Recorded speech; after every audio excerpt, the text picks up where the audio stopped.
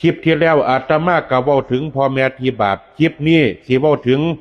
ลูกบาปหาอย่างให้ฟังมันมีจังสี่เด้อโยมหนึ่งขอเงินพ่อแม่ปานเพิ่นได้มาฟรีขอซ้ำขอซากขอได้เบิดมือเบิดเว้นอยากได้หยังก็ขอโดยบ่เคยแบ่งเบาภาระให้พ่อให้แม่จักอย่างเลยสองใส่งานเพิ่นสารพัดใส่ปานเพิ่นเป็นขี้ขาใส่ให้เพิ่นซักผ้าให้เจ้าของใส่ให้เพิ่นเฮ็ดแนวอยู่แนวกินให้กินเฮ็ดเสร็จแล้วก็ต้องนำมาประเคียนมันพุ่นเด้ล้างถ้วยให้มันพร้อมสามใส่คำเว้าเสียดแทงใจพ่อแม่บ่ให้เกียรติเพิ่นน่ะดูด่าสารพัดหาแต่คำสิมาด่าเพิ่นปานเพิ่นบ่แม่นพ่อแม่นแม่บ่เคยคิดถึงน้ำนมตอนที่เพิ่นเลี้ยงมาตั้งแต่น้อยพาใหญ่สี่เจ้าของใส่ชีวิตอย่างสำบายปล่อยให้พ่อให้แม่ทุกข์ยากลำบาก